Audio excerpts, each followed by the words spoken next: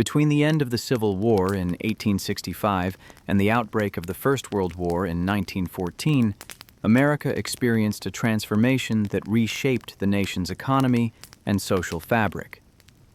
This period, the Gilded Age, took its name from an 1873 novel by Mark Twain and Charles Dudley Warner. The title was deliberately ironic, suggesting a thin veneer of gold covering something less precious underneath. While captains of industry amassed fortunes that would make them among the wealthiest individuals in human history, the gap between rich and poor widened dramatically. This concentration of wealth gave rise to extraordinary spectacles of conspicuous consumption. The fortunes came from railroads and steel, from oil and banking, from shipping and real estate. Men with names like Vanderbilt, Astor, Morgan, Carnegie, and Rockefeller controlled assets worth hundreds of millions of dollars. In an era before income tax and significant government regulation, these industrialists could spend as they wished. They built palatial homes rivaling European castles, collected Renaissance art, traveled in private railroad cars and ocean-going yachts, and threw parties that became legendary. These were not mere social gatherings. In Gilded Age society, parties served as crucial markers of status. An invitation to the right ball could establish a family's credentials for generations. Exclusion meant social death. Planning involved months of preparation, armies of servants, and expenditures equaling millions in today's currency. Every detail mattered, from flowers to orchestra, from midnight menus to guest costumes.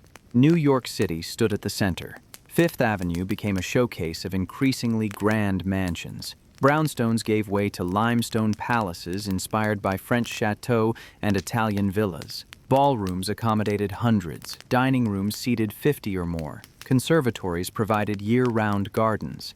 The architecture announced arrival and claimed position in an American aristocracy inventing itself.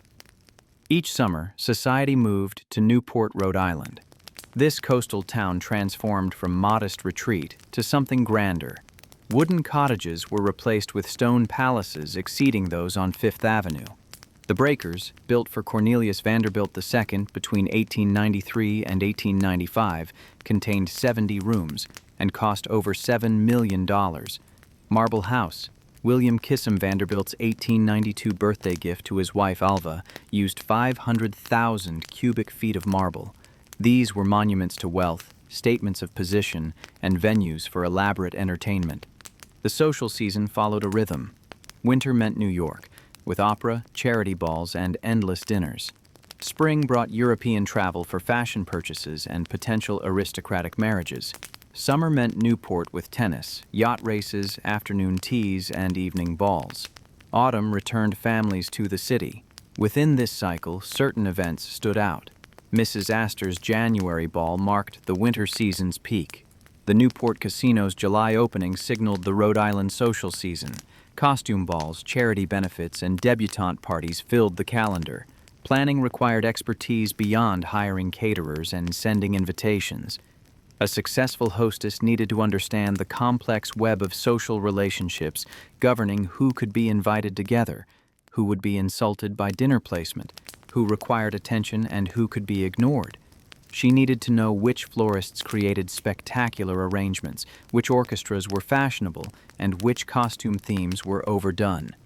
She needed staff to execute her vision flawlessly and financial resources to accomplish it without concern for cost. The most ambitious parties required months of preparation. The date had to avoid conflicts with other major events. The guest list demanded intimate knowledge of society's current state. Who was in favor, which new families had been accepted, which old families still commanded respect. Invitations were works of art, printed on heavy cardstock, embossed, delivered by hand. Responses were tracked carefully. High acceptance rates signaled social power. With the guest list finalized, attention turned to transforming the venue. Furniture was removed, floors polished, temporary structures built.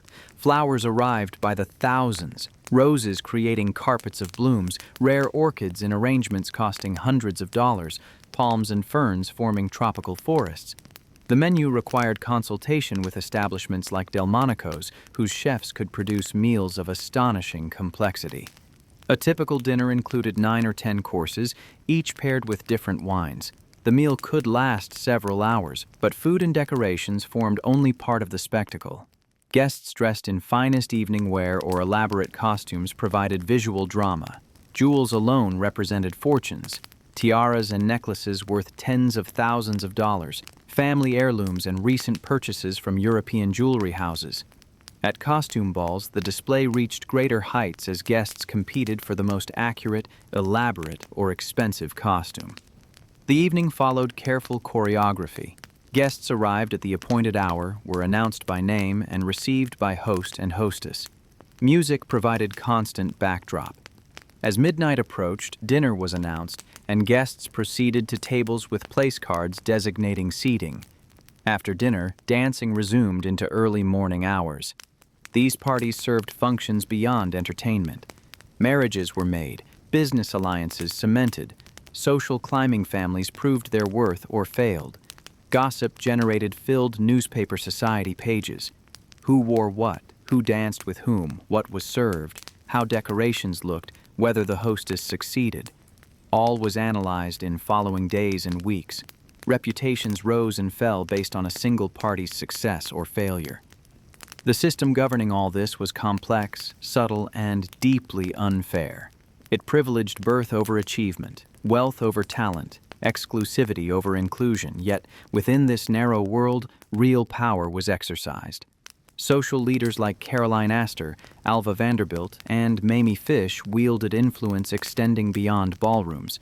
They decided who belonged, who would join exclusive clubs, whose daughters would marry well. They created and enforced polite society's rules with iron wills. The planning and execution represented the ultimate expression of this social system. Every detail demonstrated wealth, taste, and power. From first consultation to last departure in early morning, these parties were theater with rehearsed performances, spectacular sets, and enormous stakes. Understanding how these parties were planned means understanding the world that created them. Unprecedented wealth, rigid social hierarchy, and magnificent spectacle. The social gatekeepers. At the apex of New York society stood Caroline Webster Schermerhorn Astor, known simply as Mrs. Astor. Born in 1830 into an old Dutch family enriched by shipping, Caroline brought wealth and impeccable lineage to her 1853 marriage to William Backhouse Astor, Jr. The Astors were even richer, descendants of John Jacob Astor, who had made the first great American fortune. By the 1860s, Caroline used that weight to establish herself as the ultimate arbiter of social acceptability. Mrs. Astor understood that society needed structure, hierarchy, and rules. Post-Civil War fortunes were being made overnight by men with no distinguished ancestry. These new millionaires wanted entry into high society, but many old families resisted, seeing them as vulgar. People with money, but lacking breeding and taste. Mrs. Astor positioned herself as guardian of standards, deciding which new families would be admitted. Her primary tool was her annual January ball at 350 Fifth Avenue. An invitation marked ultimate social acceptance. Those who received them were part of the inner circle. Those who did not were outside it. The ball was held on Monday nights, always in January, following the same pattern. Guests arrived late, around 10 or 11, dancing to one of the city's best orchestras. Midnight dinner of many courses, more dancing until 3 or 4 in the morning. The guest list numbered around 400, a figure that became famous. Mrs. Astor had a crucial ally in Ward McAllister, a man devoted to pursuing and codifying social distinction. Born in Savannah in 1827, McAllister practiced law in California during the gold rush, made money, retired, and dedicated himself to becoming an expert on society and taste. He spent years in Europe studying aristocratic customs, learning about wine and food, observing rituals governing titled nobility. Settling in Newport, he brought determination to create an American equivalent of European high society. The partnership between Mrs. Astor and McAllister began in the 1870s and lasted until his death in 1895. She provided social power and platform. He provided theoretical framework and tireless energy to organize, categorize, and enforce rules. Together, they created the 400, a list of people who, according to McAllister, were the only ones in New York who really mattered socially. The phrase entered usage in 1888 when McAllister told a reporter there were only about 400 people in fashionable New York society. Outside that number, he claimed, were people either not at ease in a ballroom or who made others ill at ease. The actual list, published in the New York Times in 1892, contained fewer than 400 names, was riddled with errors, and included surprising numbers from new money families the old guard supposedly disdained. But the concept was more powerful than reality.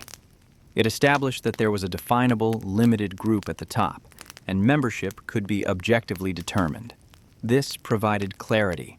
People knew where they stood. McAllister became controversial after publishing his memoirs, Society as I Have Found It, in 1890. The book revealed too much about high society's private world, named names, and violated the unspoken discretion rule. Many felt betrayed, and McAllister found himself increasingly excluded. But his influence on society's structure persisted. The system he helped build, with its exclusivity, careful gradations of rank, elaborate etiquette rules, governed Gilded Age social life until the structure began crumbling in the early 20th century. Entry to this world required more than money, though without it the attempt was futile. What was needed was a sponsor, someone established who would vouch for the aspirant. This might be a family connection, business relationship, or strategic friendship cultivated over years. The sponsor would introduce the newcomer at appropriate events, speak well of them, and eventually propose them for exclusive invitations. If enough right people accepted the newcomer, they would rise in the hierarchy. If they committed social errors or failed to impress gatekeepers, they would remain where they were or fall back. Formal mechanisms included various organizations. McAllister founded the Society of Patriarchs in 1872, 25 gentlemen from old families who organized subscription balls. These patriarchs each invited limited guests to dances at Delmonico's. The events became important social stepping stones. For a debutante, an invitation to a patriarch ball was significant honor. For families establishing themselves, patriarch acceptance meant progress. The system maintained control while allowing some mobility, seeming meritocratic while remaining conservative.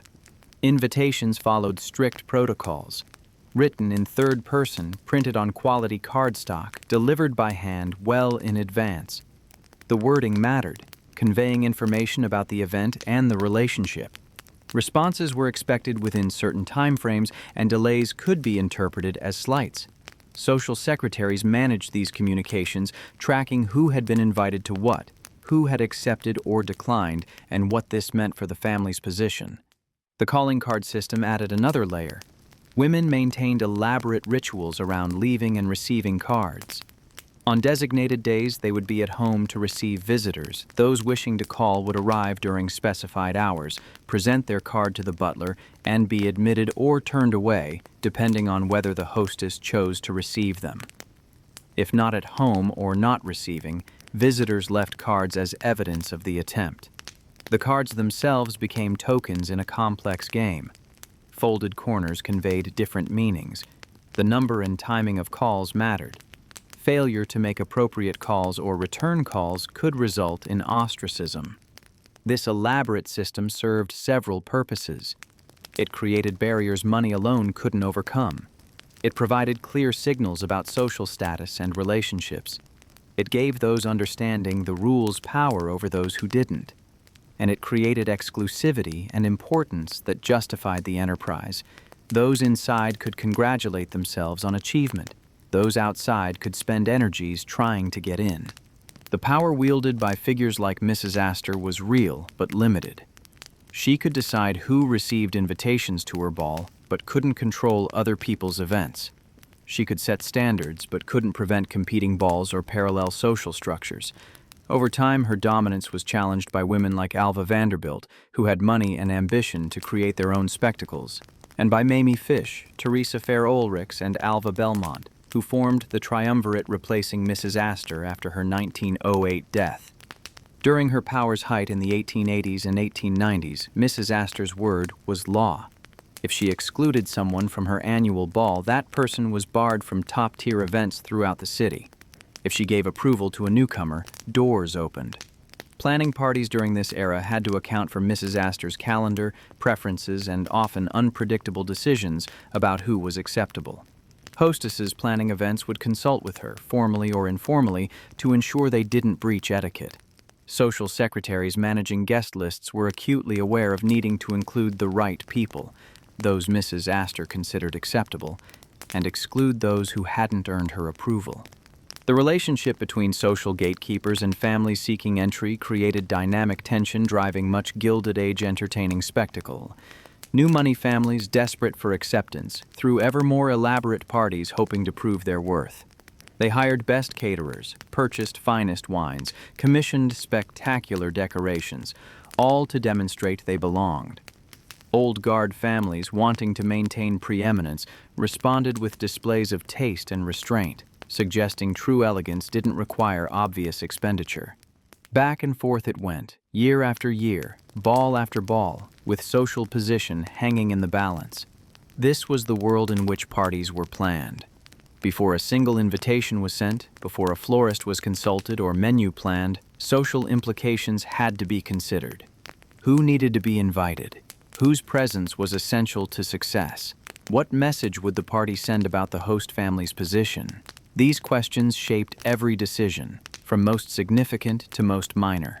Gilded Age parties weren't just entertainments. They were calculated moves in an ongoing campaign for social supremacy, and planning reflected that reality at every step. Initial planning and preparations. The decision to host a major ball represented an enormous commitment. A successful ball could elevate a family's standing for years. A failure could be devastating. Before visible preparations began, careful planning took place behind the scenes. The first question was timing. The social calendar was crowded, and choosing the right date required knowledge of other events. The winter season ran November through early March, with January at peak. During these months, there were opera performances, charity balls, private dinners, and receiving evenings. A hostess needed to find a night when enough right people would attend. Some dates were impossible. One did not host on the same night as major opera premieres or significant charity benefits. One avoided conflicts with Mrs. Astor's annual ball or other established fixtures. Monday nights were popular for balls, allowing Tuesday recovery. Saturdays were common for events running late into Sunday. Fridays were less ideal as families might leave for country estates. The hostess consulted her social secretary about dates. The secretary had information about planned events through formal channels and informal networks connecting secretaries and servants of major households. Discreet inquiries determined whether conflicts existed. Only after careful reconnaissance was a date committed to the calendar. Once the date was set, attention turned to the guest list. This determined whether the party would succeed or fail. It signaled the hostess's understanding of social hierarchies. It reinforced her position or revealed her ignorance. The starting point was obvious inclusions, family members and close friends. For a coming-out ball, the daughter's friends and families were included. Beyond these, decisions grew complicated. Every hostess considered her position and ambitions. Old family hostesses included old family connections, but might add newly wealthy families to maintain relevance. New money hostesses invited as many old guard families as would accept, demonstrating acceptance, but also needed to invite others in similar situations as allies. The social secretary maintained a master list categorized by importance: absolutely essential invitations, desirable guests adding prestige, acceptable guests meeting minimum standards, and those who would not be invited. Each name required consideration within a web of relationships. If you invited Mrs. Van Rensselaer, did you need her daughter and son-in-law? If you invited the Johnsons, would they expect their visiting nephew? Would inviting both Mrs. Strong and Mrs. Cutting create awkwardness due to their mutual dislike? These questions demanded careful consideration. Physical preparation involved considerable work. Names were written with proper titles and addresses, checked and rechecked for errors. Nothing was more embarrassing than misspelled names or incorrect titles. Secretaries managing this were skilled professionals, often from families who had fallen on hard times but retained their knowledge of society. With the guest list compiled, actual invitations were created. These were printed by specialized stationers. The paper was thick, often textured or watermarked. Printing might be engraved. Wording followed strict conventions. A typical invitation read, "Mrs. William Backhouse Astor requests the pleasure of your company at a ball to be held at her residence, 355th Avenue on Monday evening, January 15th at 10 o'clock. Dancing. Nothing more, nothing less." For grand events, invitations became works of art with decorative borders, gilded edges, or illustrations.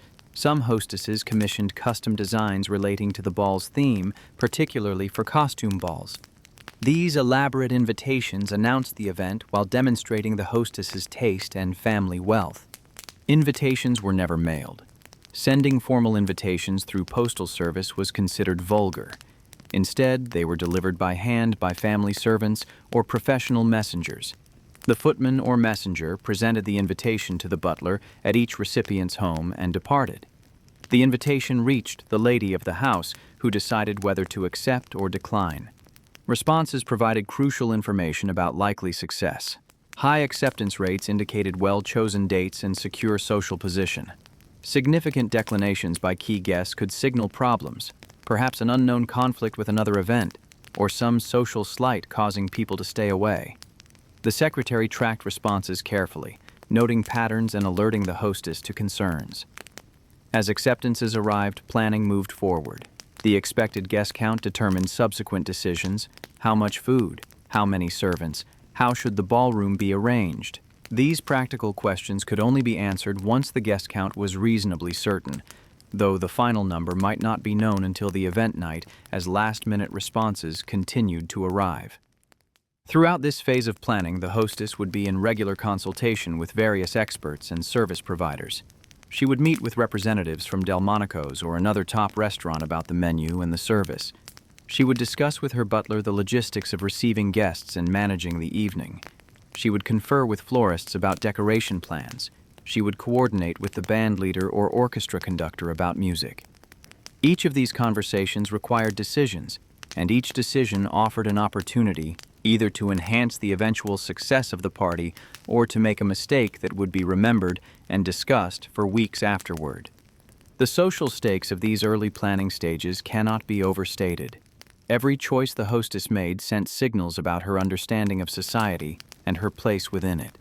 If she aimed too high with her guest list, inviting people far above her actual social position, she would be perceived as presumptuous and her invitations would be declined.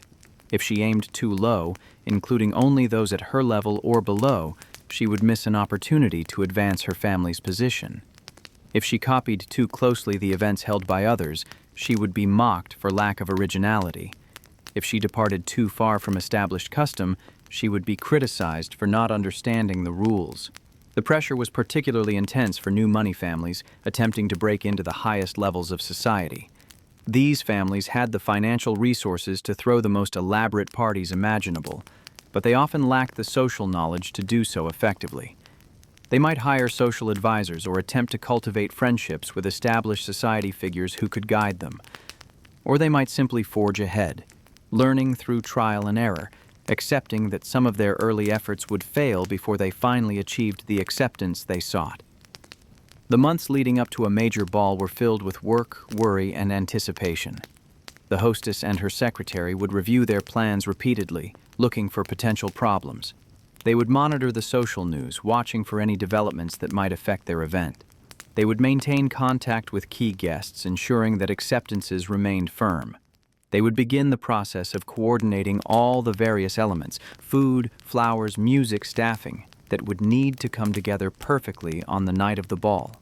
And through it all, they would hope that their planning would result in an event that would be remembered not for its failures, but for its success, that would elevate rather than damage their social standing, and that would justify the enormous investment of time, energy, and money that these parties demanded. Venues and decorations. The transformation of a ballroom for a grand Gilded Age party resembled theatrical set design. These spaces were already impressive with high ceilings and elaborate details, but for major balls they needed to become something spectacular. The ballrooms of Fifth Avenue mansions and Newport cottages were designed for entertaining. Mrs. Astor's ballroom at 350 Fifth Avenue accommodated several hundred guests. The Vanderbilt mansion's ballroom, completed in 1883, was larger and more elaborate. In Newport, houses like the Breakers and Marble House included ballrooms that were architectural masterpieces: soaring ceilings, columns, ocean views, floors of inlaid wood polished to mirror shine. Preparing a ballroom began with clearing space. Furniture was removed or rearranged. The floor required special attention, swept, washed, and polished to the correct finish.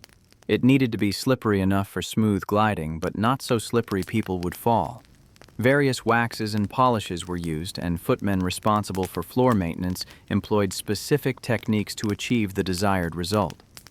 Lighting presented challenges and opportunities. Gas lighting was standard in early Gilded Age decades, with elaborate chandeliers. By the 1880s, electric lighting became available, though expensive and not entirely reliable. Some mansions had both gas and electric fixtures for backup. For major balls, every light burned, creating warm glow visible from the street. Candles were still used decoratively in candelabra and on dining tables. The effect of hundreds of candles, gas lights, and electric bulbs created shimmering, golden atmosphere unlike anything in daily life. The most spectacular decoration element was flowers. Quantities used would astonish modern sensibilities. Thousands of roses created carpets or banks of blooms. Rare, expensive orchids appeared in arrangements costing hundreds of dollars. Palms and ferns shipped from greenhouses created tropical forests. Vines and garlands draped from ceilings and wound around columns. Flowers weren't just decoration. They transformed the space and created immersive environments. The florists were artists maintaining vast greenhouses. For major events, preparations began weeks in advance, ensuring roses peaked on party night. Orchids arrived from distant locations in perfect condition, every palm and fern healthy and green. On event day, worker teams arrived early carrying hundreds or thousands of plants and flowers, spending the entire day creating arrangements. Some arrangements were elaborate but straightforward. Vases of roses on every table, garlands around doorways, banks of ferns and palms creating screens. More ambitious florists created true spectacles.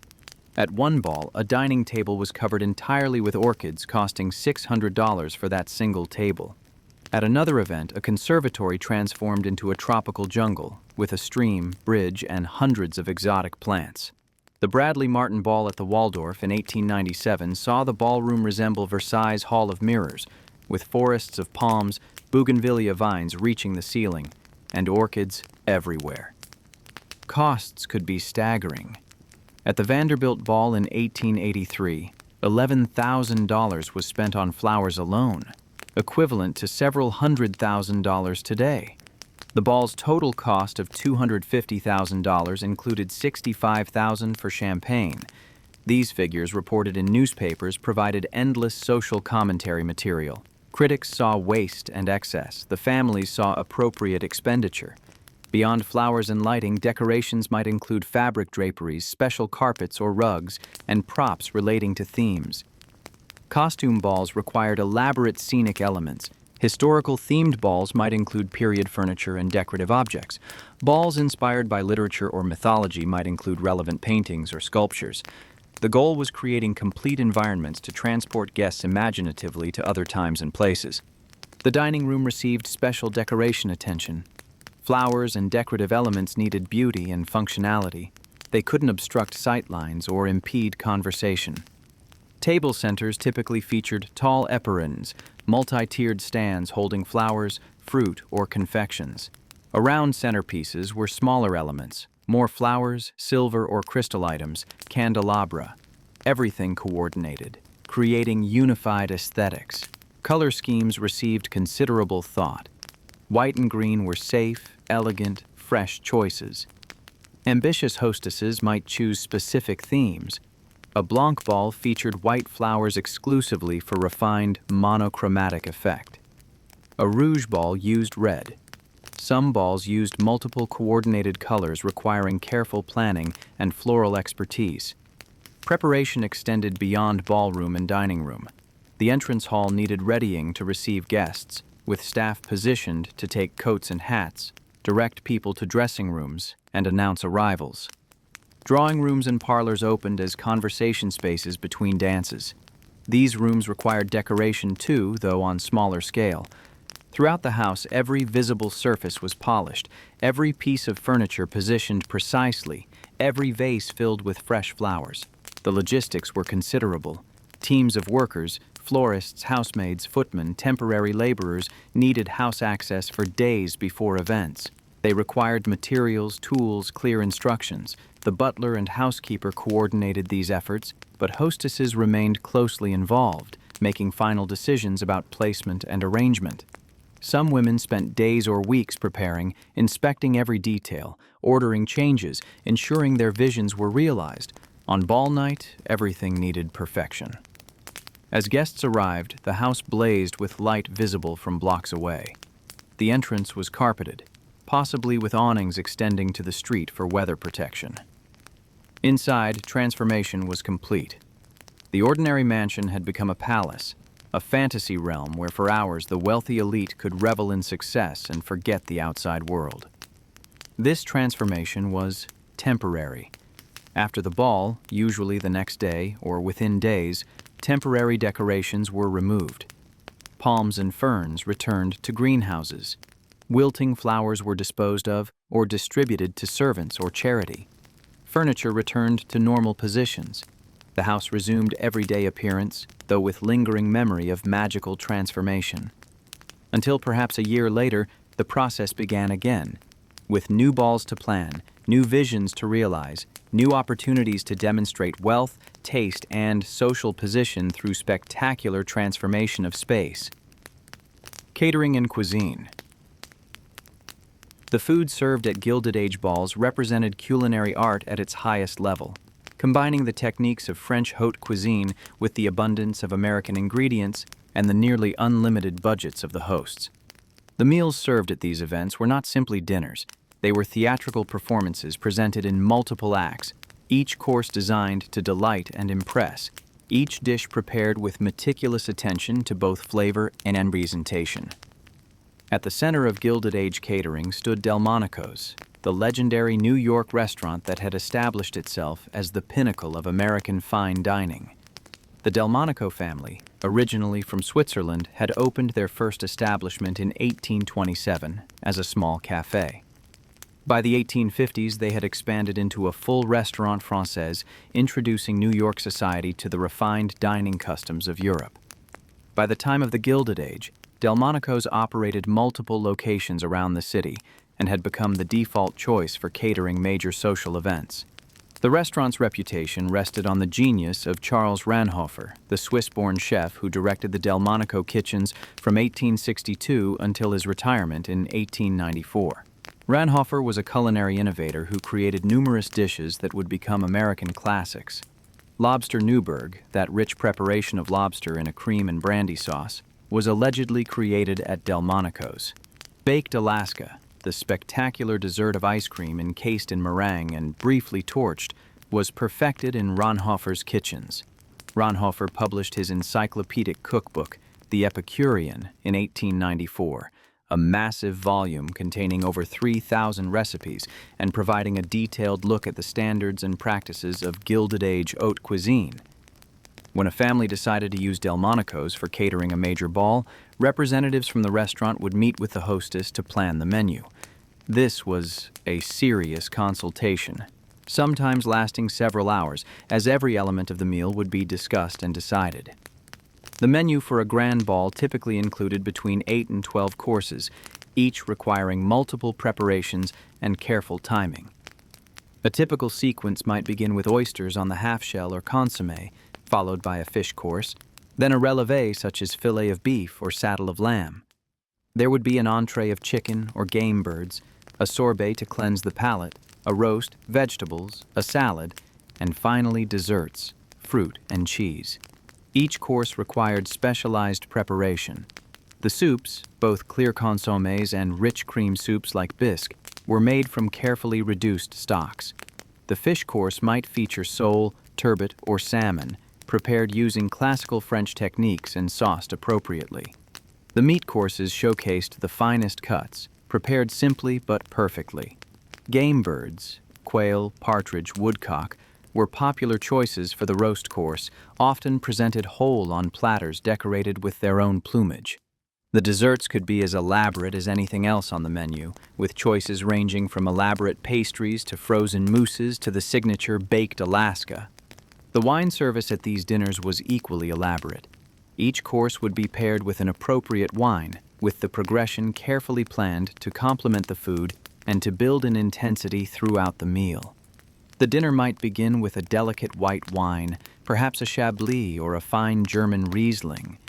The fish course would be accompanied by another white, maybe a Meursault or a Montrachet. Red wines would appear with the meat courses, starting with lighter Burgundies and building to powerful Bordeaux. Champagne would be served throughout, particularly with the dessert courses. And after dinner, there would be port, Madeira, or cognac for those who wished. The quality of wine served at these events was extraordinary. Hostesses competed to offer the finest, oldest, rarest bottles. Some of the wines served at major Gilded Age balls were already decades old, pulled from cellars that had been accumulating treasures for generations.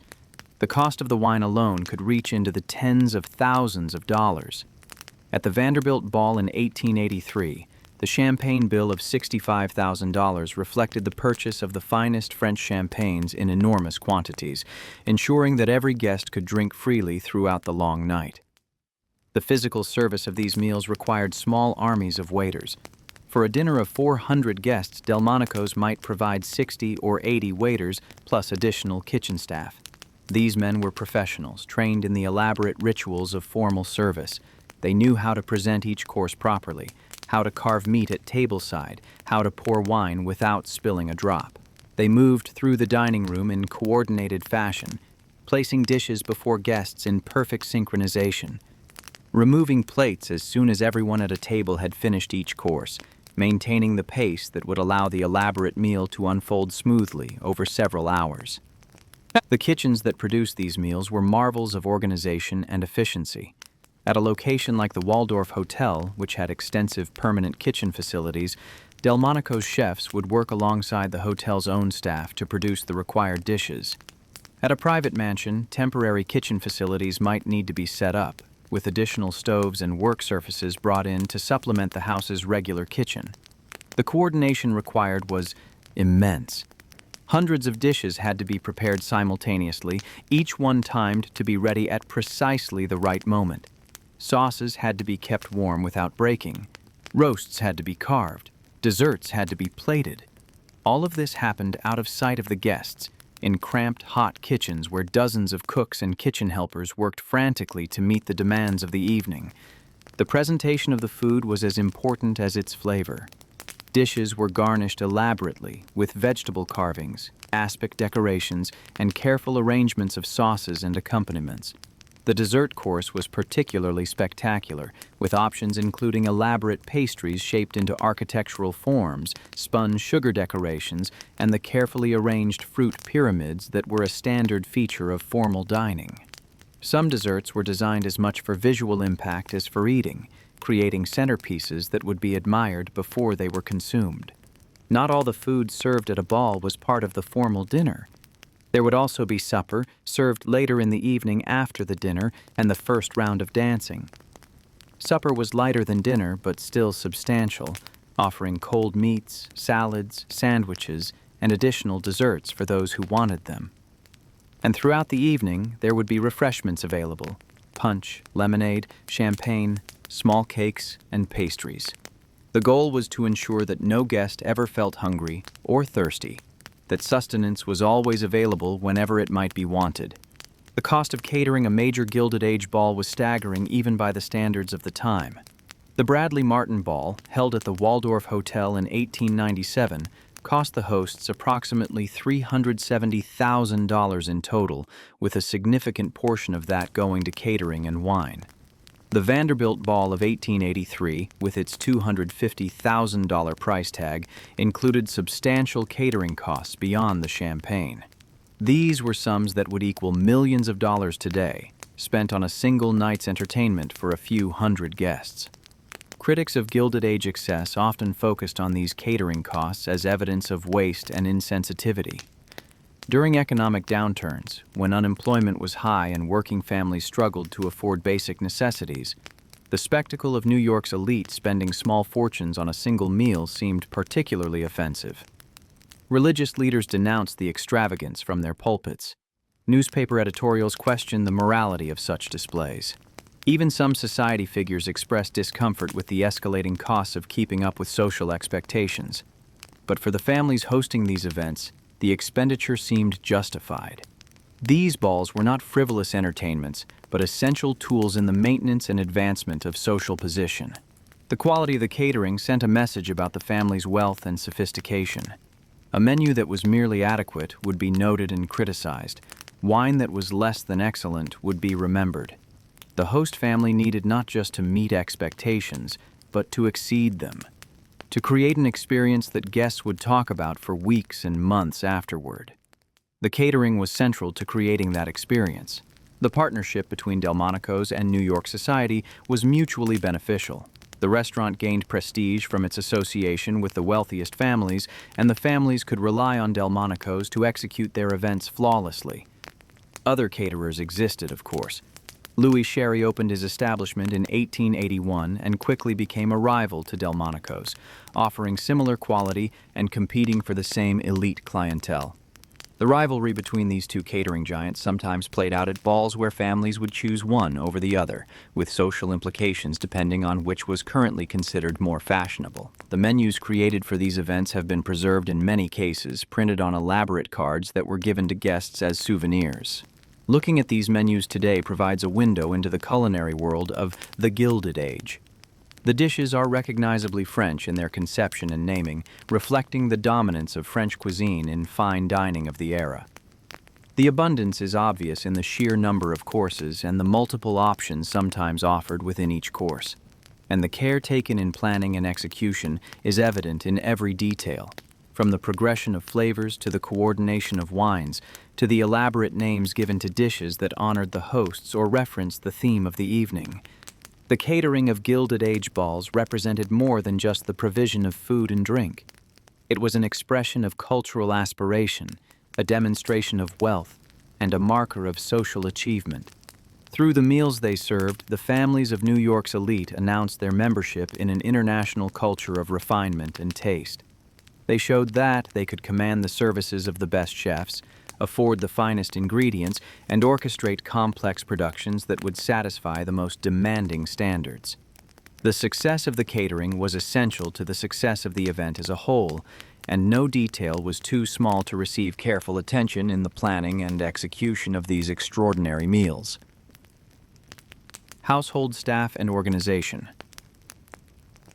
Behind the glittering facade of every Gilded Age ball stood an invisible army of servants whose labor made the entire spectacle possible.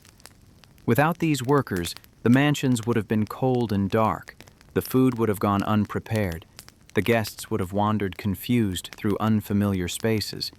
The orchestration of household staff for a major social event required planning as detailed as any military campaign, with clear chains of command, specific assignments, and precise timing. The permanent staff of a wealthy Gilded Age household was already substantial. A family mansion on Fifth Avenue or a Newport cottage might employ 20 or more full-time servants, each with specific duties and a defined place in the household hierarchy. At the top of this structure stood the butler and the housekeeper, partners in command whose responsibilities together encompassed nearly every aspect of household operation. The butler supervised the male servants and took responsibility for the wine cellar, the silver, the proper service at meals, and the maintenance of public rooms. The housekeeper supervised the female servants and oversaw linens, cleaning, provisioning, and the private rooms of the family. Below these senior servants came a hierarchy of positions, each with its own duties and status. Footmen, tall young men chosen partly for their appearance, served at table, answered bells, and performed various errands throughout the house. Ladies' maids and valets attended to the personal needs of the family members, managing their clothing, helping them dress, arranging their hair, and traveling with them when they moved between houses. The cook, usually a woman in American households, though male chefs were considered more prestigious, commanded the kitchen and directed the work of kitchen maids and scullery maids. Chambermaids cleaned the bedrooms and made up the beds. Parlor maids cleaned the public rooms. Laundresses managed the washing, a massive undertaking given the quantities of linens, clothing, and table linen that a wealthy household used. There might also be a nurse for young children, governesses for older children, coachmen for the carriages, and grooms for the horses. For a major ball, this permanent staff would be insufficient. Additional servants would need to be hired temporarily to handle the increased workload. These temporary workers came from various sources. Professional agencies existed that specialized in providing trained servants for events. Hotels and restaurants could be asked to loan their staff. Individual servants might be hired directly, either through recommendations or through advertisements in newspapers. The hiring of temporary staff typically began weeks before the event, as the butler and housekeeper assessed their needs and made arrangements to ensure sufficient workers would be available. The additional staff for a ball might include dozens of temporary waiters to supplement the regular footmen in serving dinner and managing the refreshment tables. There would be additional kitchen help to assist the regular cook in preparing the vast quantities of food required. There would be extra maids to help guests with their wraps and to attend to any needs that might arise during the evening. There might be coat check attendants, doormen to manage arrivals, and even special servants hired to perform specific tasks like filling champagne glasses or replenishing the flowers in the ladies' powder room. The training and coordination of this expanded staff required careful management. The butler would meet with the temporary waiters to explain the evening's service requirements, the layout of the house, the preferences of the family, and the standards expected. The housekeeper would do the same with temporary maids and other female staff. These orientation sessions were essential, as poorly trained or poorly coordinated servants could create chaos during the event itself. The temporary workers needed to understand not just their own duties, but how those duties fit into the larger operation of the evening. The division of labor for a major ball was complex. In the kitchen, the regular cook might oversee certain dishes while Delmonico's chefs handled others. Kitchen maids prepared vegetables, polished silver, handled supporting tasks. Scullery maids washed mountains of dishes and cooking implements. The kitchen pace on ball day was frantic, with dozens working in close quarters, carrying hot pots, coordinating hundreds of dishes. In public rooms, footmen and waiters set up serving tables, arranged the dining room, prepared for guest arrival. The butler inspected every detail: silverware polished perfectly, glassware spotless, table linens crisp. Items not meeting standards were removed and replaced. This extended to every visible house aspect. Windows cleaned until sparkling, floors polished to high shine, furniture positioned exactly. The hours before the ball were tense for the household. The family dined separately, away from public spaces being prepared. The hostess might make final inspections, checking decorations, and dining room butler and housekeeper looked for problems needing last-minute attention. Temporary staff arrived and positioned at assigned posts. Slowly, systematically, the house transformed from space under preparation into venue ready to receive guests. When guests began arriving, the carefully planned choreography activated. Footmen at the entrance opened carriage doors and helped guests alight. Other servants took coats and directed guests. The butler might announce guests, ensuring the hostess knew who was entering. Footmen circulated with champagne or refreshments. Every guest interaction with servants was smooth and unobtrusive, creating effortless hospitality illusion. And dinner service was the most complex and demanding part for staff. As guests moved to the dining room, waiters seated them and began service immediately. Courses arrived in orchestrated sequence, each presented properly, each wine poured at the right moment. The butler oversaw everything, watching for problems, directing waiters with subtle signals, ensuring steady service pace. In the kitchen, the pace was equally intense, with dish after dish prepared, plated, and sent out. The coordination was extraordinary. Hundreds of plates served hot in sequence with proper garnishes, all while maintaining expected presentation standards. The ball hours were long, often 10 evening until 3 or 4 the next morning. Servants were on duty the entire time, and for many, work had begun early that morning with preparations. By the time the last guest departed, staff would have worked 18 or 20 hours straight. But the work wasn't finished. The house needed putting back in order, dishes washed, furniture returned to normal positions, decorations packed away. Wages were modest compared to event costs. Temporary waiters might earn a few dollars for evening work, plus perhaps a meal and tips. Permanent staff were paid monthly, butlers and housekeepers earning perhaps $50, skilled servants like ladies' maids or cooks earning $30 to $40, lower-level servants earning $15 or $20. These wages included room and board, but the discrepancy between servant earnings and employer spending on a single night's entertainment was vast. Entertainment and music. The soundtrack to Gilded Age balls was provided by orchestras that ranged from small ensembles to full symphonic groups, depending on the size and ambition of the event.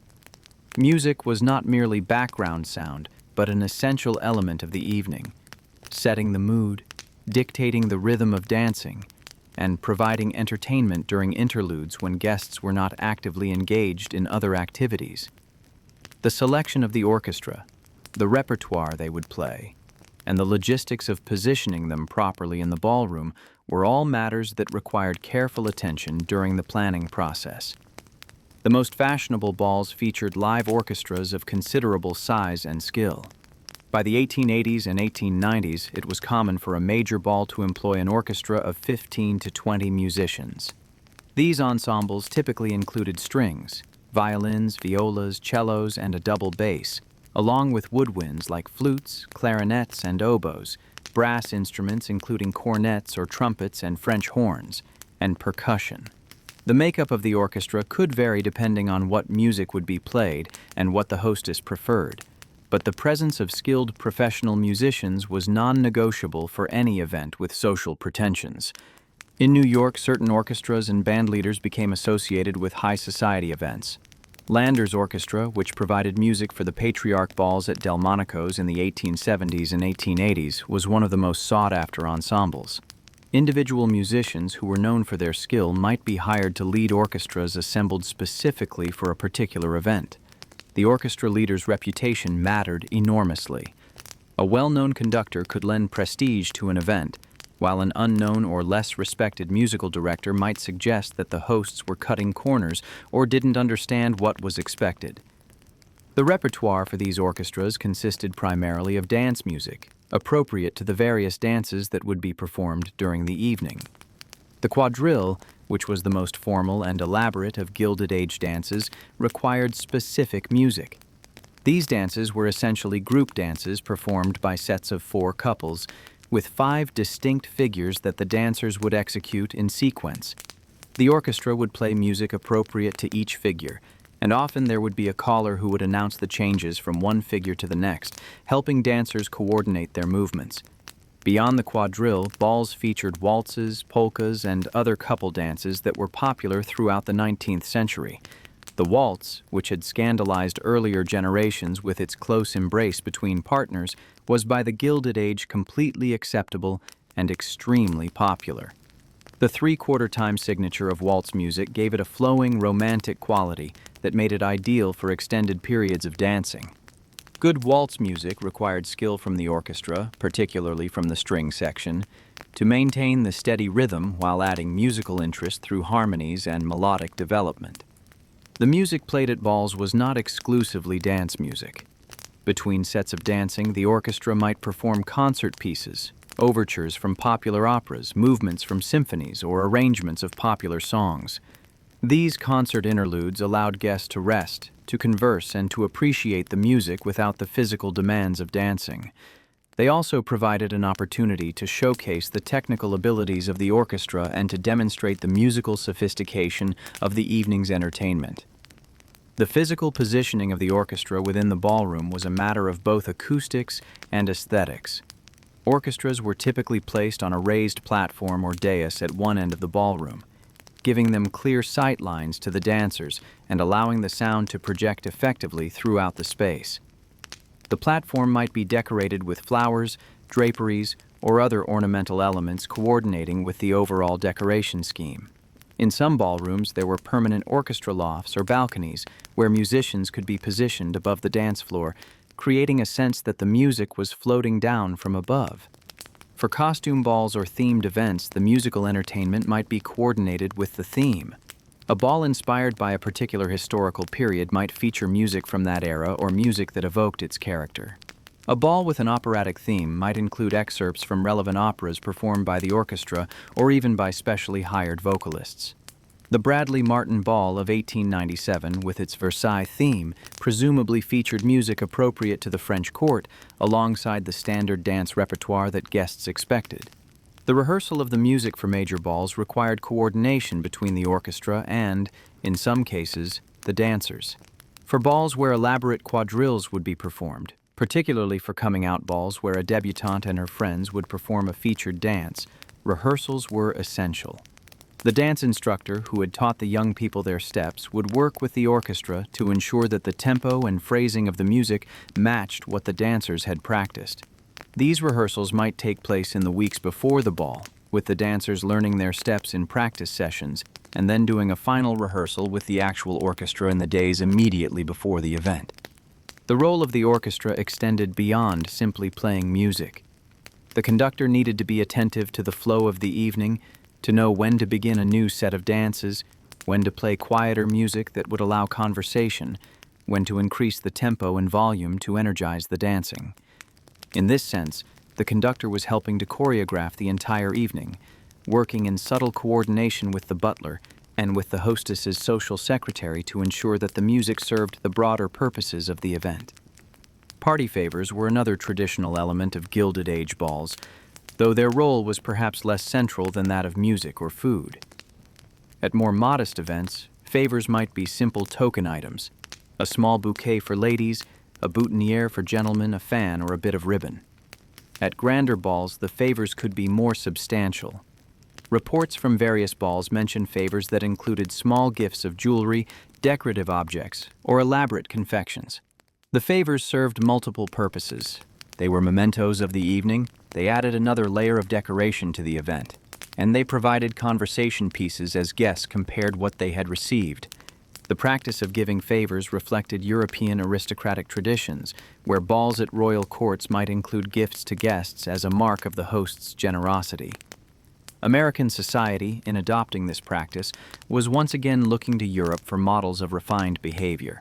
The favors, like so many other elements of these events, were a way of demonstrating wealth and taste, of showing that the host family could afford to give away items that had real value, of creating an experience that would be memorable and would mark the family as generous and sophisticated hosts. The entertainment at Gilded Age balls sometimes extended beyond music and dancing. There might be other diversions: card rooms where those not dancing could play whist or other games, smoking rooms where gentlemen could retire for cigars and brandy, conservatories or gardens where guests could walk and enjoy the plantings. Some balls included theatrical entertainment, with professional performers hired to give short performances during the evening. These might be dramatic readings, musical performances, or even short ballets or operatic scenes. The goal was always to provide variety, to ensure that guests remained engaged and entertained throughout the long evening. The cost of musical entertainment for a major ball could be substantial. An orchestra of 15 or 20 skilled musicians, playing for an entire evening and available for rehearsals beforehand, might cost several $100s. For particularly prestigious events, the cost could be higher, especially if well-known conductors or featured soloists were involved. But these costs were modest compared to the overall expense of the ball. The music, like the flowers and the food, was considered an essential element, not an optional extra. Cutting corners on the orchestra would be noticed and would reflect poorly on the host family. The musical culture of the Gilded Age was, like much else about the period, stratified by class. The wealthy attended opera at the Academy of Music, or later at the Metropolitan Opera House. They heard symphony concerts and chamber music recitals. They employed orchestras for their private entertainments. The music they favored was European in origin, particularly German and Italian, reflecting the broader cultural prestige of European artistic traditions. American composers and musicians existed, of course, but high society looked to Europe for its musical models, just as it looked to Paris for fashion and to European aristocracy for social models. The orchestras that played at Gilded Age balls were thus participating in a complex cultural system. They were providing entertainment, certainly, but they were also affirming the social aspirations of the families who employed them. The presence of skilled musicians playing refined music was a mark of civilization, of culture, of belonging to an international elite that valued art and beauty. The music at these balls was not background noise. It was a crucial part of the message that these events were meant to send, that these families, with their recently acquired fortunes and their sometimes uncertain social positions, belonged in the same cultural sphere as the aristocratic elites of Europe, that they could create in America a society as refined and sophisticated as any in the Old World. Famous parties, case studies. The planning and execution of specific legendary Gilded Age balls provides concrete examples of how theory translated into practice. 3 events in particular stand out for their scale, their social significance, and their lasting impact on the popular imagination of the era. The Vanderbilt Masquerade Ball of 1883, Mrs. Astor's annual balls, and the Bradley Martin Ball of 1897. Each of these events reveals different aspects of Gilded Age party planning and different elements of the social system that made these events so important. The Vanderbilt Ball of March 26, 1883, was the event that announced the arrival of the Vanderbilt family at the pinnacle of New York society. Alva Vanderbilt, wife of William Kissam Vanderbilt, had been planning this ball for months, and she understood that it was much more than simply a housewarming party for their new mansion at 665th Avenue. The house itself, known as Petit Chateau, had been designed by Richard Morris Hunt in the style of a French Renaissance chateau. It cost $3 million to build and represented the family's ambition to establish themselves as cultural leaders, not merely wealthy industrialists. Alva sent out 1,200 invitations for the ball, which was to be a costume affair with guests asked to dress in period clothing from the 16th, 17th, or 18th centuries. The timing of these invitations was strategic. By sending them out relatively close to the date of the ball, Alva ensured that guests would not have time to order costumes from Paris. They would need to employ New York dressmakers, costumers, and merchants. Thus, Alva argued, providing employment and economic stimulus to the local economy. This justification for the elaborate expenditure was somewhat disingenuous, but it provided a respectable cover for what was essentially an enormous display of wealth and ambition. The preparations for the ball transformed not just the Vanderbilt mansion, but much of New York's luxury goods trade. Dressmakers were swamped with orders for elaborate costumes. Jewelers were approached about appropriate accessories, tiaras, necklaces, brooches that would complement various historical outfits. Wig makers created elaborate hairpieces in historical styles. Cobblers made period-appropriate shoes. For weeks before the ball, New York society talked of little else. The newspapers covered the preparations extensively, reporting on who would be wearing what costume, what the decorations would be like, what food would be served. The ball itself lived up to the advance publicity. Guests arrived in spectacular costumes. There were multiple Louis XVI's, numerous Marie Antoinette's, representations of Mozart, Daniel Boone, Little Bo Peep, various queens and nobles from European history. Alva herself appeared as a Venetian princess in a gown of white and yellow brocade, embroidered with gold, white, and iridescent beads, wearing a Venetian-style cap covered with jewels. Her husband William came as the Duke of Guise in yellow silk and velvet. The sheer variety and elaborateness of the costumes created a spectacular visual effect as guests moved through the spaces of the mansion. The decorations were equally impressive. On the first floor, gilded vases held roses and greenery. On the second floor, a spacious room had been transformed into a tropical garden with potted palms, ferns, bougainvillea vines reaching to the ceiling dome, and abundant orchids, all illuminated by Japanese-style lanterns. The third-floor gymnasium had become a forest of palm trees draped with yet more tropical plants. Everywhere there were flowers, creating an immersive environment that transported guests out of the everyday world of 1880s New York into a fantasy realm of historical grandeur and natural abundance. The dinner was catered by Delmonico's and wasn't served until 2 in the morning, after hours of dancing to music provided by 2 orchestras positioned in different parts of the house. The meal featured the usual elaborate menu of multiple courses, with Delmonico's chefs working alongside the Vanderbilt's own staff to produce and serve the food. And the champagne flowed freely all evening, with $65,000 worth consumed by the guests. When all expenses were tallied, the total cost of the ball came to approximately $250,000, equivalent to $6 or $7 million in current currency. The social impact of the Vanderbilt ball was exactly what Alva had hoped for. By all accounts, it was a spectacular success. The newspapers praised the taste and elegance of the entertainment. Society figures who attended spoke glowingly of the experience, and most significantly, the Vanderbilts were acknowledged as having earned their place in the highest ranks of society. Mrs. Astor, who had been noticeably cool toward the Vanderbilt family despite their wealth, extended recognition by attending the ball and by subsequently inviting the Vanderbilts to her own social events. The Vanderbilts had achieved through one magnificent party what years of effort had failed to accomplish. They were now, undeniably, part of the 400.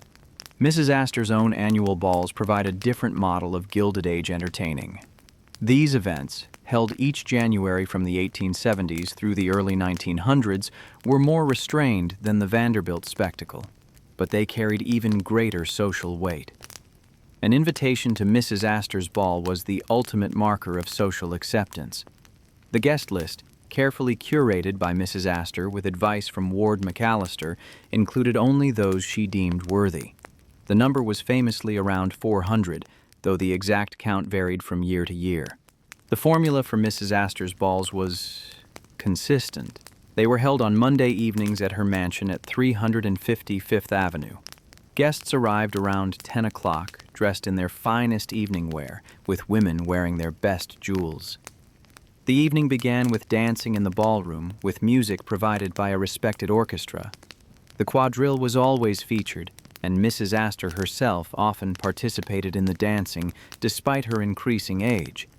At midnight or shortly after, dinner would be served, not in a single large dining room, but at small tables set up throughout multiple rooms.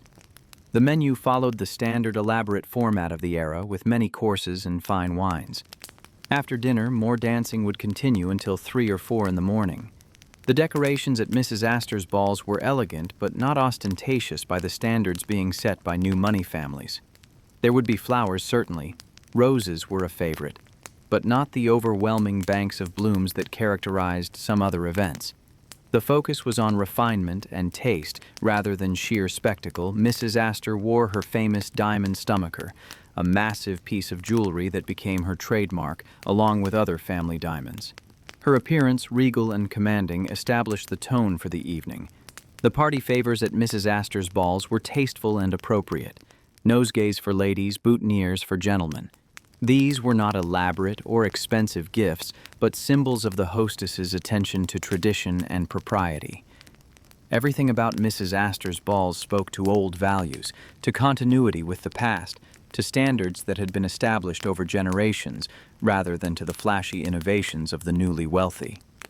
The social function of Mrs. Astor's annual ball was to reaffirm the hierarchy of society. By deciding who would be invited, Mrs. Astor exercised her power as the ultimate gatekeeper. Those who received invitations knew that they had been accepted into the inner circle. Those who did not receive invitations understood that they remained outside, regardless of their wealth or their ambitions. The ball was thus not just an entertainment, but a mechanism of social control, a way of maintaining order and hierarchy in a rapidly changing society. The Bradley Martin Ball of February 10, 1897, represented a different aspect of Gilded Age entertaining. The moment when conspicuous consumption went too far, and public backlash began to overwhelm the social pretensions of the hosts. Bradley Martin was from an old-established New York family, and his wife, Cornelia Sherman Martin, was the daughter of a wealthy banker. They were well connected socially and had previously hosted successful events. But their 1897 ball, held at the Waldorf Hotel, would become infamous rather than celebrated.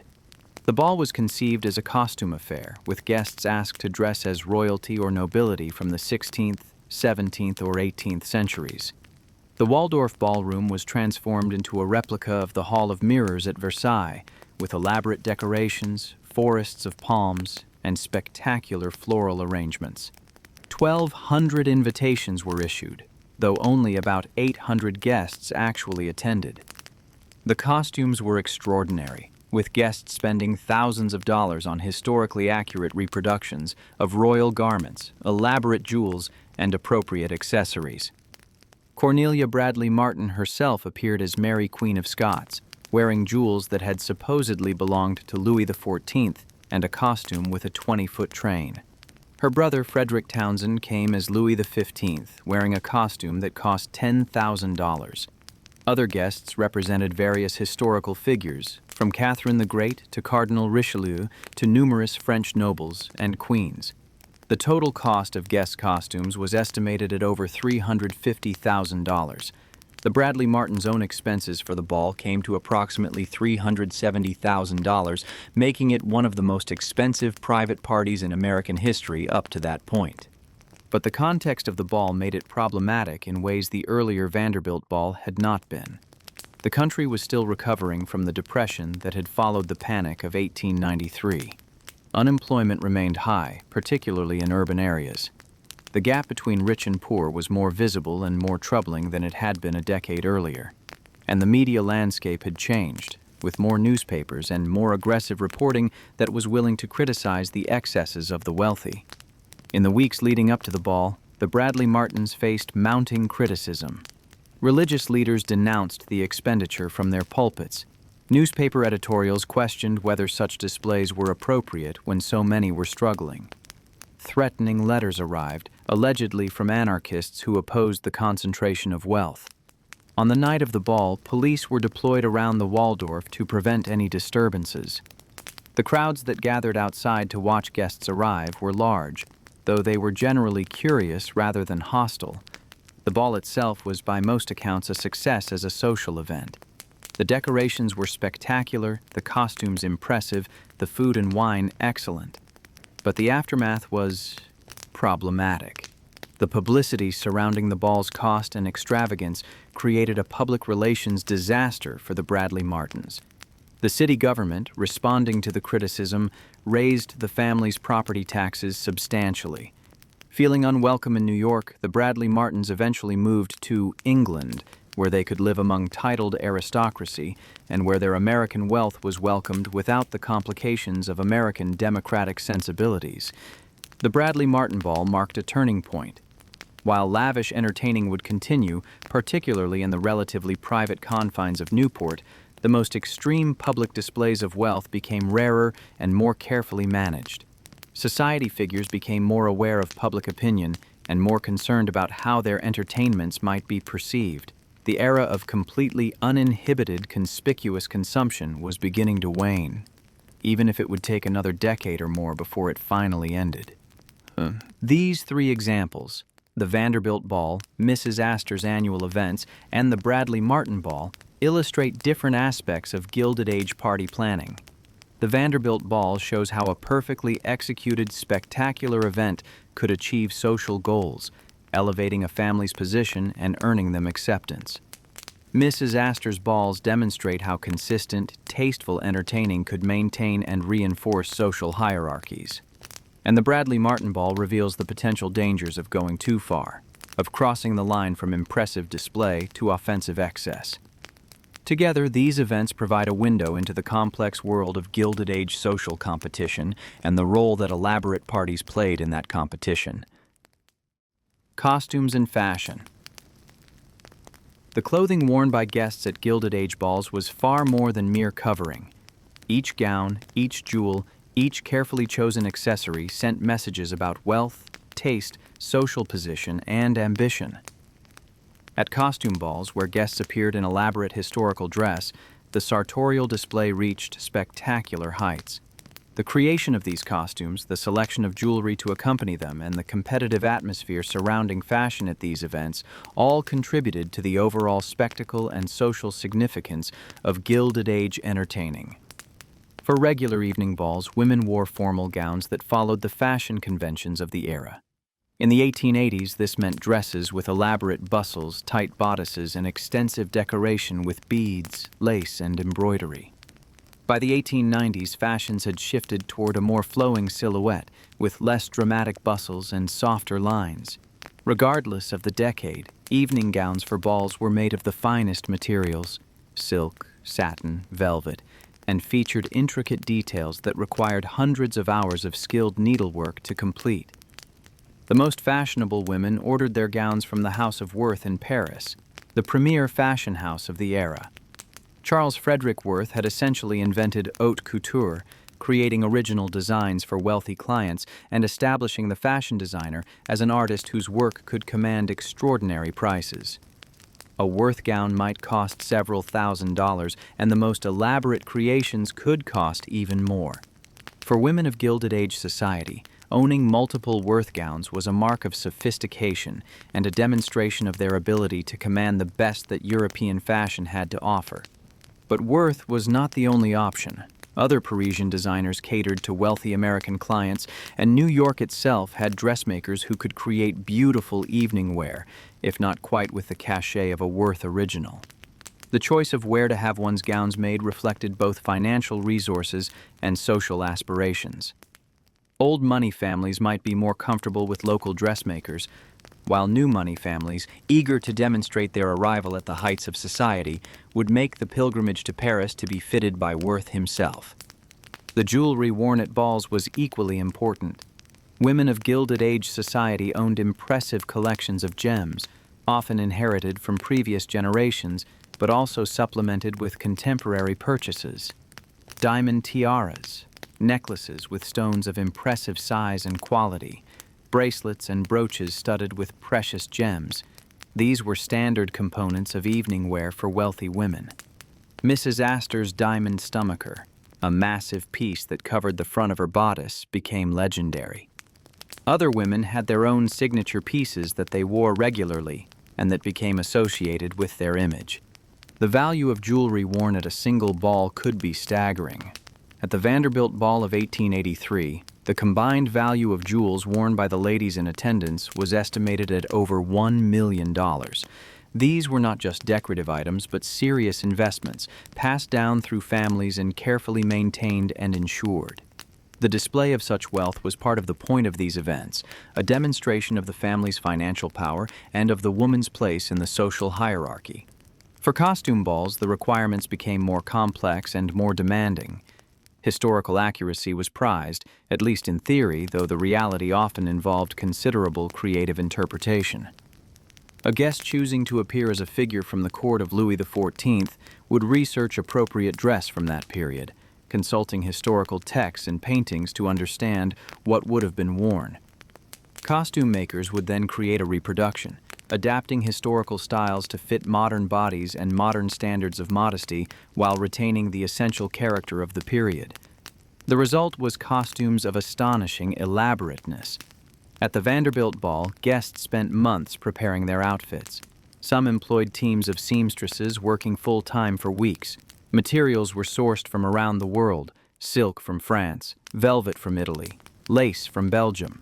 Trim and decoration might include gold and silver thread, real pearls sewn into patterns, fur, feathers, and countless other elements. The attention to historical detail extended to accessories, shoes, gloves, fans, and jewelry appropriate to the period being represented. But the historical accuracy was often secondary to the goal of creating impressive visual impact.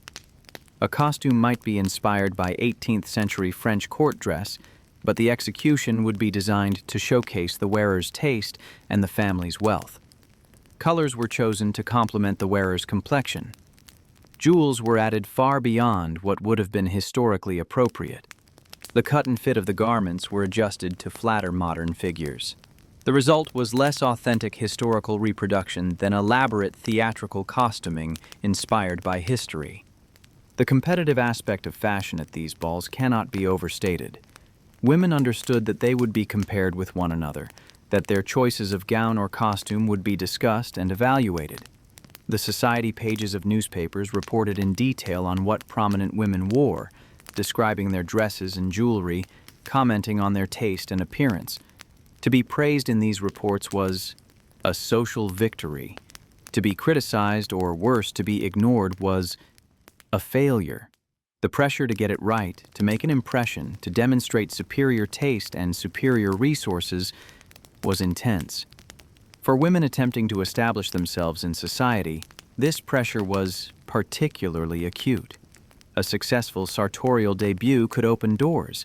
A failure could set back social ambitions for years.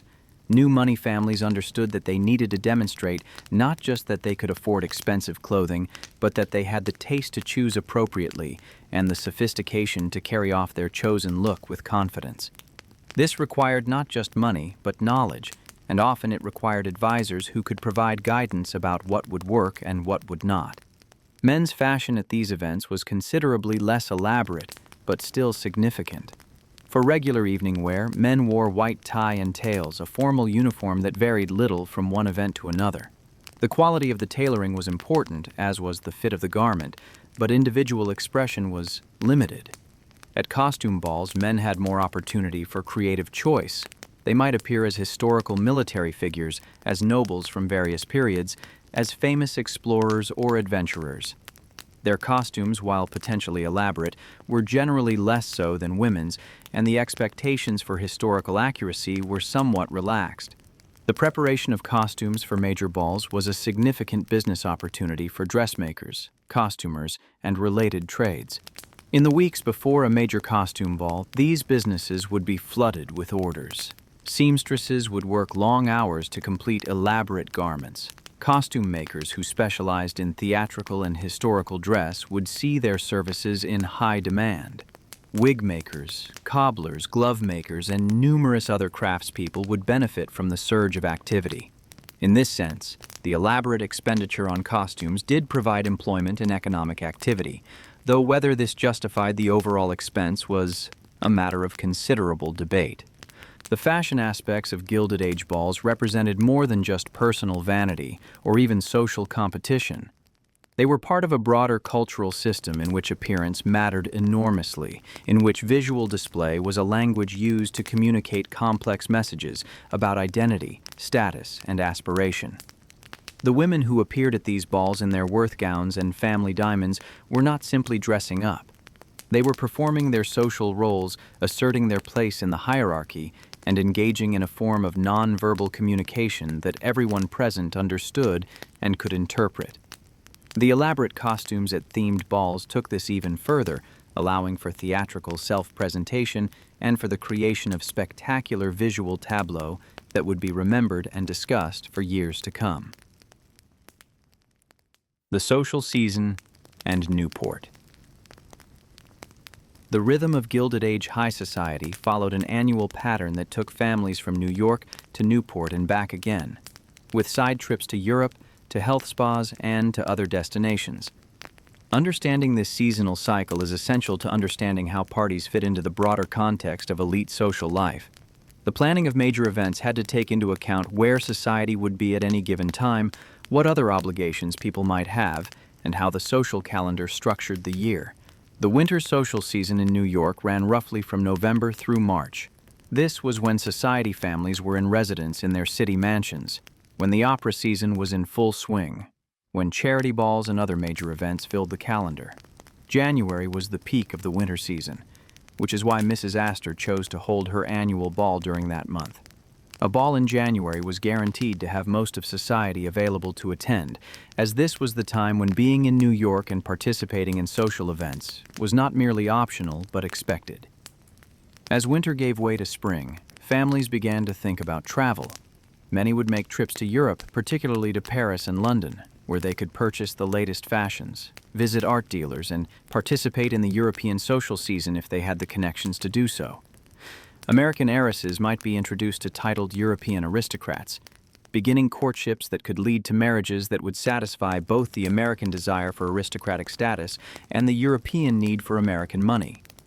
Spring travel was thus both pleasure and business, allowing families to refresh their wardrobes, acquire new cultural objects, and potentially advance their social ambitions through international connections. By late May or early June, attention turned to Newport. This Rhode Island coastal town had been a summer retreat since before the Civil War, but during the Gilded Age it transformed into something much grander. What had been modest wooden cottages were replaced by elaborate stone mansions that rivaled or exceeded the scale of the New York residences: the Breakers, Marble House, the Elms, Rosecliff. These were not vacation homes in any ordinary sense, but full-scale palaces designed for entertaining on a grand scale. The Newport social season was intense and compressed. Families typically arrived in late June or early July and remained until late August or early September.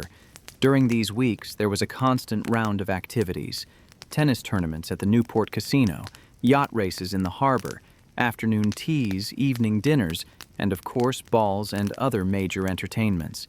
The social density was extraordinary, with events happening almost daily and sometimes multiple events in a single day. The goal was to see and be seen, to maintain social connections, to evaluate potential marriage partners for one's children, and to enjoy the coastal setting and pleasant summer weather. The planning of events during the Newport season had its own particular challenges. Space was limited. While the cottages were large, they were not infinite, and the number of families in residence at any given time was finite as well. Coordinating the social calendar to avoid excessive conflicts required considerable effort. The hostess planning a ball needed to know what else was happening, who would be in town, and what other obligations might affect attendance. Social secretaries maintained networks of communication, sharing information about planned events and helping to manage the complex scheduling that allowed Newport society to function. Newport also allowed for different types of entertaining than were possible in the more formal New York setting. Garden parties, lawn parties, and outdoor entertainments took advantage of the pleasant weather and the extensive grounds of the cottages. Yacht clubs hosted regattas and related social events. The casino, with its tennis courts and theater, provided another venue for events. The more relaxed atmosphere of Newport, the sense of being on vacation even while maintaining the full apparatus of social hierarchy and competition, created opportunities for creativity in entertaining. But Newport could also be intensely competitive. Families vied to have the most impressive cottage, to throw the most talked-about parties, to be seen as the leaders of the summer colony. The cottages themselves were built partly as venues for entertaining, with ballrooms, dining rooms, and grounds designed to accommodate large numbers of guests. The scale of these structures reflected the social ambitions of their owners and the importance of entertaining to maintaining social position. One particularly famous Newport entertainment was the dog ball thrown by Mamie Fish, though the date of this event is sometimes disputed and may have occurred in New York rather than Newport. Regardless of the exact location, Fish's dog ball exemplified the kind of whimsical, over-the-top entertaining that characterized the later Gilded Age. Guests brought their dogs, presumably dressed in special outfits, and the entire party was organized around this animal theme. Such events showed creativity and a willingness to depart from standard entertainment formats, but they also revealed a certain desperation for novelty, a sense that the standard format of balls and dinners had become so routine that something unusual was needed to create genuine interest. The Newport season came to an end in late August or early September as families prepared to return to New York for the fall. This transition period involved considerable logistics: packing, closing up the cottages, coordinating travel.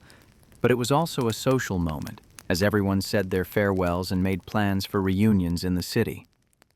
By October, New York society would be back in full swing, with the opera season opening, charity events resuming, and the social machinery cranking back into operation for another winter season. Understanding this seasonal rhythm helps explain the timing and nature of Gilded Age party planning. A major ball in January took advantage of the concentration of society in New York at the peak of the winter season. A summer ball in Newport capitalized on the more relaxed coastal atmosphere and the social intensity of the summer colony. The planning calendar for these events had to account for where families would be and what else would be competing for their attention at any given time. The seasonal migration of Gilded Age society also revealed the resources available to these families. Maintaining multiple residences, a city mansion, a Newport cottage, possibly a country estate outside New York, required enormous wealth and an extensive staff. Servants often traveled with the family, while others remained at one residence or another to maintain properties during the family's absence. The logistics of this lifestyle were complex and expensive, but for the families at the pinnacle of society, this was simply how life was organized. The social calendar also included other destinations beyond New York and Newport. Some families maintained estates in the Hudson Valley or on Long Island. Others might spend time at resorts like Saratoga Springs in upstate New York, known for its horse racing and its social scene. European travel, particularly to Paris, London, and the fashionable spa towns of Germany and Austria, filled in gaps in the American social season. The wealthiest families lived essentially nomadic lives, moving from place to place throughout the year, maintaining their social connections and their visibility in high society through this constant circulation. This lifestyle required not just wealth, but organization and planning. Social secretaries managed the complex schedules, ensuring that the family was in the right place at the right time, that invitations were sent and received appropriately, that the various residences were properly staffed and ready for occupancy. The butler and housekeeper at each residence needed to coordinate with their counterparts at other properties. Servants who traveled with the family needed to be managed and accommodated.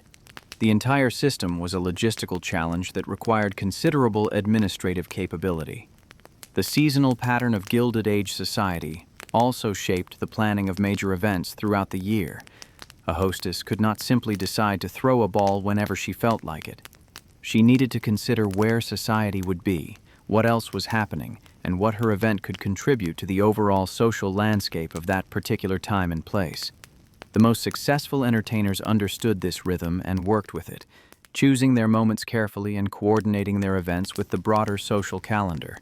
The result was a year-round cycle of entertaining that kept society engaged, provided endless opportunities for social positioning, and created the framework within which the spectacular parties of the Gilded Age took place. Costs and consequences. The financial expenditure involved in hosting major Gilded Age balls was extraordinary by any measure. While exact accounting is difficult to verify for many events, the available evidence suggests that the most elaborate balls could cost the equivalent of millions of dollars in current currency. The Vanderbilt Ball of 1883 cost approximately $250,000. The Bradley Martin Ball of 1897 cost even more, with estimates ranging up to $370,000. These were vast sums even for wealthy families, representing what would be multiple years' income for most Americans of the time. Breaking down the costs helps illustrate where the money went. Catering, including both food and wine, could easily account for a third or more of the total expense. The $65,000 spent on champagne at the Vanderbilt Ball was an enormous sum on its own. The food for that same event, with Delmonico's providing the catering for 1,200 guests, cost tens of thousands of dollars more. Flowers represented another major expense category. The $11,000 spent on flowers at the Vanderbilt Ball reflected the enormous quantities used and the premium prices charged for rare blooms like orchids. The Bradley Martin Ball saw similar expenditure on floral decoration, with flowers filling the Waldorf ballroom and creating the elaborate effects that transformed the space. Decorations beyond flowers, including special lighting, draperies, temporary structures, and thematic elements added to the bill. The cost of staff, both temporary workers hired for the event and overtime or bonuses for permanent servants who worked extended hours, was significant. Music and entertainment, including the orchestra and any other performers, required payment. For costume balls, while guests paid for their own costumes, the host family still incurred costs related to special decorations that coordinated with the theme, printed invitations that were more elaborate than usual, and various other theme-related expenses. Then there were the less visible costs. The wear and tear on the house from hosting such a large event, the risk of damage to expensive furnishings and decorative objects, the general disruption to the household. All of these had economic consequences, even if they didn't appear as line items in accounting ledgers. Some families calculated that hosting a major ball might require the equivalent of 6 months' worth of their total household expenses, compressed into the preparations and execution of a single night's entertainment. These extraordinary expenditures served multiple purposes from the perspective of the families making them. Most obviously, they were investments in social position. A successful ball could elevate a family's status, earn them acceptance in higher circles, and create social capital that would benefit the family for years to come. For families with unmarried daughters, a successful ball could help those daughters meet and impress potential suitors from appropriate families. For families establishing themselves in society, a spectacular entertainment could overcome resistance from the old guard and demonstrate that the new family belonged at the highest levels. The economic impact of these expenditures extended beyond the immediate families involved. The armies of workers employed for these events, caterers, florists, musicians, temporary servants, and countless others, benefited financially from the lavish spending. Luxury goods merchants, from jewelers to dressmakers to wine importers, derived substantial income from servicing the demands of high society. In this sense, the spending did circulate through the economy, providing employment and income to many people. Whether this justified the extraordinary concentration of wealth and the spectacular displays that resulted was, of course, a matter of intense debate. By the 1890s, that debate was becoming increasingly prominent. The gap between rich and poor in Gilded Age America was vast and growing.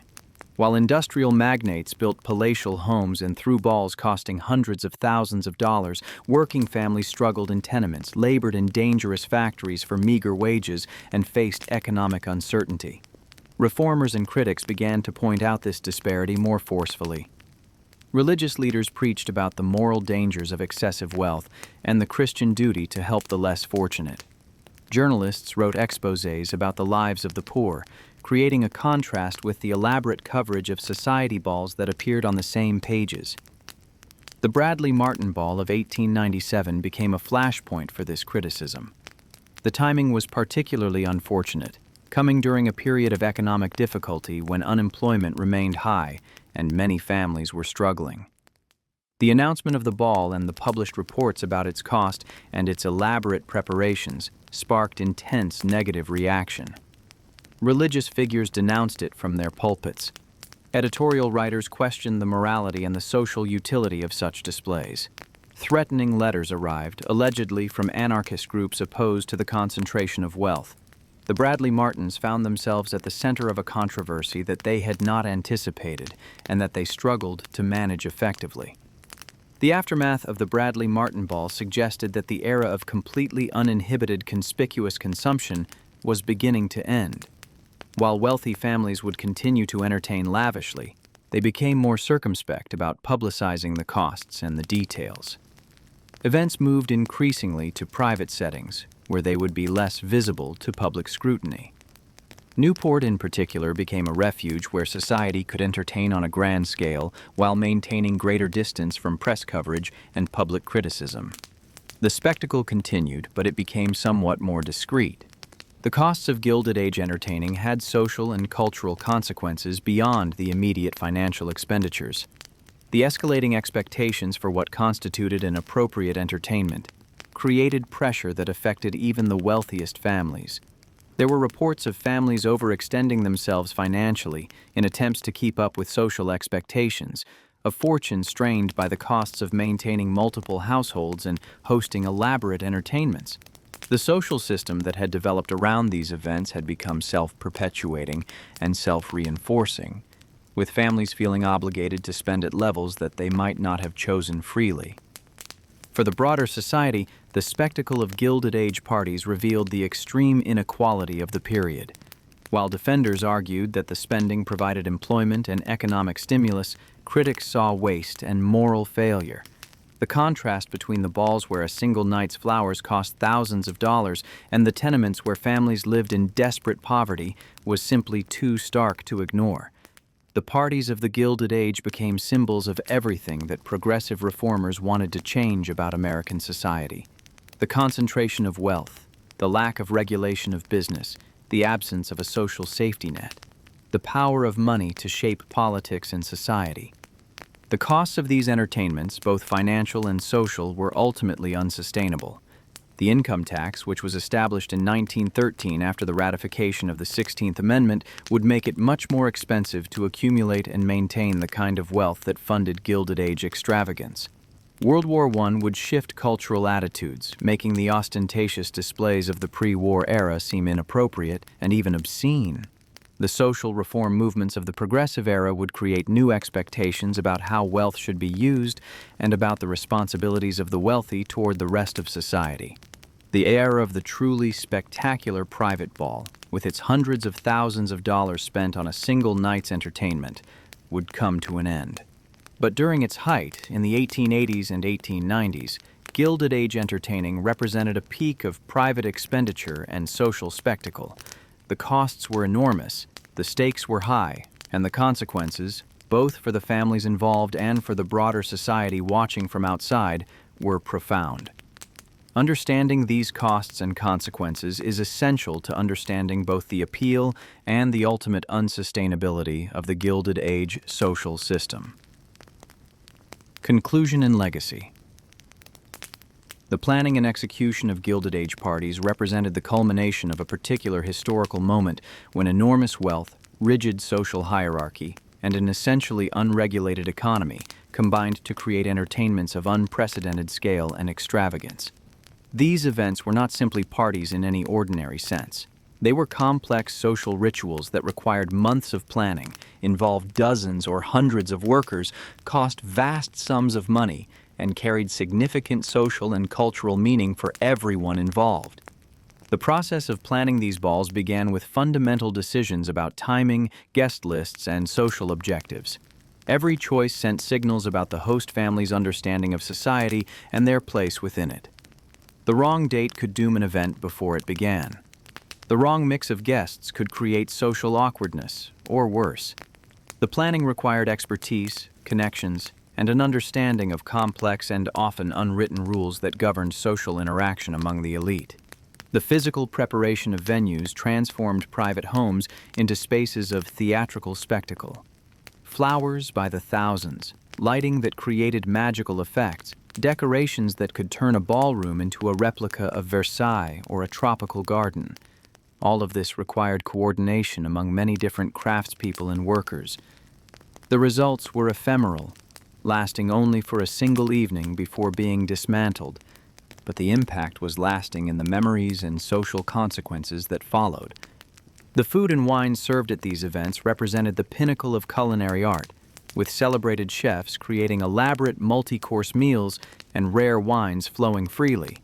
The costs of catering alone could reach into the tens of thousands of dollars, but for the families hosting these events, excellence in cuisine was non-negotiable. The meal was not just sustenance, but a demonstration of sophistication and an opportunity to impress guests with the quality and elaborateness of the offerings.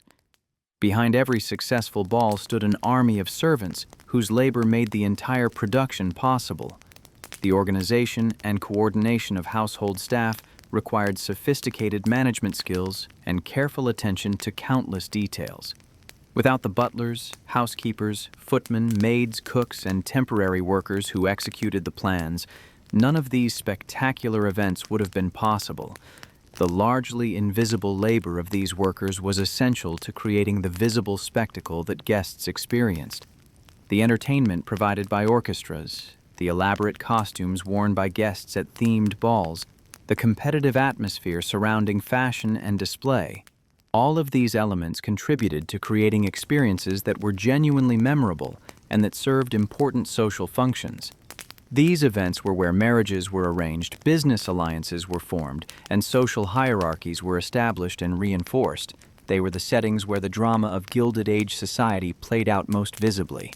The seasonal rhythm of society, moving from New York to Newport and back again, shaped when and how parties were planned. Understanding this rhythm was essential for any hostess hoping to host a successful event. The timing, the location, the coordination with other events on the social calendar, all of these factors influenced whether a ball would succeed or fail in its social objectives. The costs of these entertainments were extraordinary, and the consequences were complex. While the spending did provide employment and economic activity, it also revealed stark inequalities and eventually provoked criticism and backlash. The most spectacular balls, like the Bradley Martin Ball of 1897, demonstrated both the peak of Gilded Age entertaining and the beginning of its decline as public opinion turned against such ostentatious displays. The legacy of Gilded Age party planning extends beyond the events themselves. These entertainments provide historians with windows into the social structure, economic conditions, and cultural values of the era. They reveal how the newly wealthy sought to establish their legitimacy through displays of taste and sophistication. They show how social barriers were maintained and occasionally overcome. They demonstrate the role of women as managers of social position through their activities as hostesses. And they illustrate the complex relationship between private wealth and public sentiment that would eventually lead to reforms aimed at creating a more equitable society. The physical remnants of this era, the mansions in Newport, the buildings that once housed New York's great families, the paintings and decorative objects that filled these spaces, remain as evidence of what was achieved and what was valued during this period. These structures and objects can be visited, studied, and appreciated for their architectural and artistic merit. But understanding how they were used, how they functioned as venues for elaborate social entertainments, requires understanding the complex planning and execution that went into Gilded Age parties. The decline of this style of entertaining reflected broader changes in American society. The income tax made it more expensive to maintain great wealth. World War I shifted cultural values away from ostentatious display. Progressive-era reforms addressed some of the inequalities that had made Gilded Age excess possible and tolerable to those who benefited from it.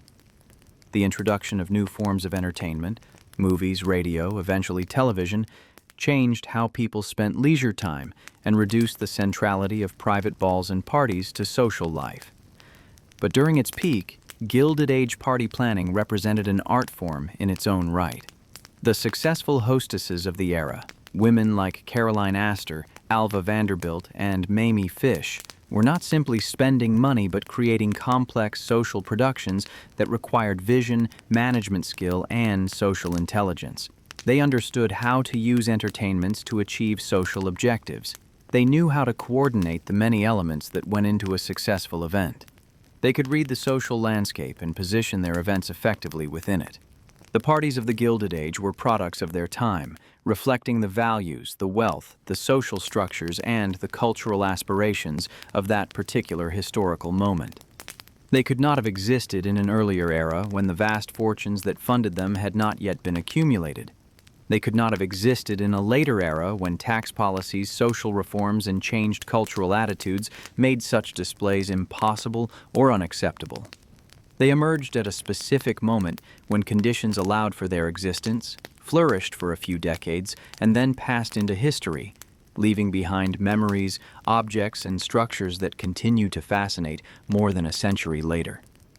Understanding how these parties were planned requires understanding not just the mechanics of coordination and expenditure, but the social system that gave these events their meaning and importance.